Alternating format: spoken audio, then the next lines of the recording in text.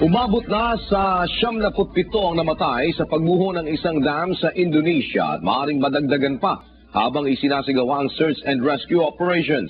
Umabot na rin sa 100 ang nawawala sa nasabing insidente. Ayon sa ulat, ang dam na yari lamang sa lupa ay ginawa noon pang taong 1933 na panahon pa ng mga Dutch colonizer. Sinasabing gumuho ang dam dahil malakas ang ulan, bagamat may nagsasabing kulang sa maintenance ang Situ Gintong Dam. Para naman sa mga pinakasariwa at mahalagang balita mula sa iba't ibang panig ng North America, narito ang ating news anchor mula sa San Francisco Bay Area News Bureau, si Noli Sabalia. Good morning, Noli. Good morning, Kuya. Nangunguna sa mga balita. Sinalubong ng matinding bagyo ang pateng southeast ng Estados Unidos sa unang linggo ng spring season. Sa Chicago ay naranasan ng mga residente ang sleet at snow. Ibinaba naman ang blizzard warning sa estado ng Kansas.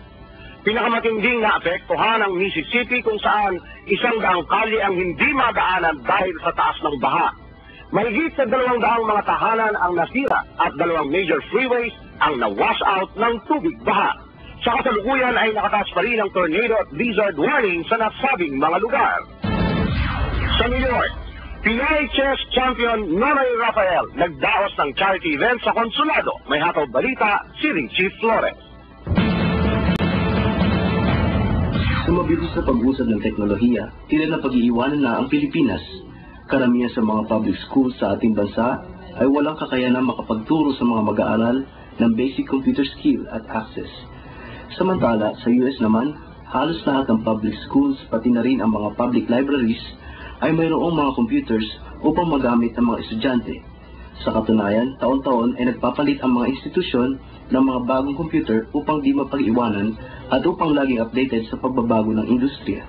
Sa proyektong Gilas, sa pangunguna ng Ayala Foundation at pagsuporta rin ng mga malalaking kumpanya, patuloy itong sumusuporta sa mga public schools sa Pilipinas upang makapagbigay ng mga computers. Layo nitong sa loob ng 5 taon, ang lahat ng mga public high schools sa Pilipinas ay makagamit ng internet. Inimbitahan ni 2008 New York State Champion at 2007 World Open Champion na si Nonoy Rafael ang Filipino community sa New York upang i-promote ang Gilas. Sabay-sabay niyang kinalaban ang 20 chess players at ang proceeds sa proyektong ito ay itutuwang sa mga guguling at promotion ng Gilas. Richie Flores para sa Hataw Balita ng UNTV News Worldwide. Sa New York pa rin, sa pakikipagtulungan ng Philippine Consulate, idinaos ang mass registration for absentee voting sa ating mismong UNTV studio. May hataw balita si Enzo Cruz. Voting registration, ginap dito sa lugar ng mga Pilipino sa Woodside, New York. Sa pakikipagtulungan ng Konsulado ng Pilipinas, idinaos ang mass registration ng mga absentee voters dito sa UNTV studio sa Woodside, New York. Nagpasimula ng alas 2 hanggang alas 5:30 ng hapon ang registration.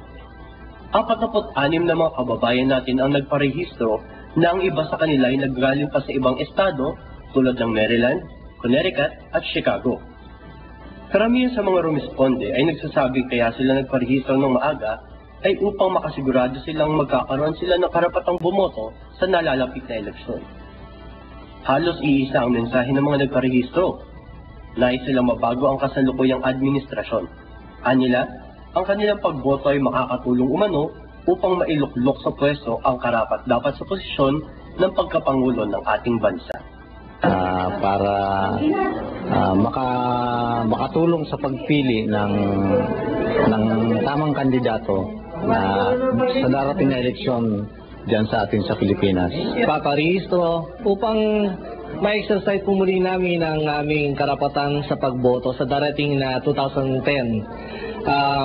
Magpaparehistro ngayon para makast ko naman vote ko sa next election year.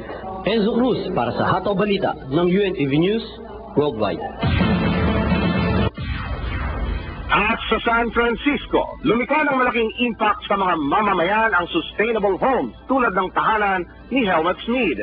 Ito'y kakaiba dahil sa mga kagamitang pambahay na nakatitipid sa tubig at enerhiya.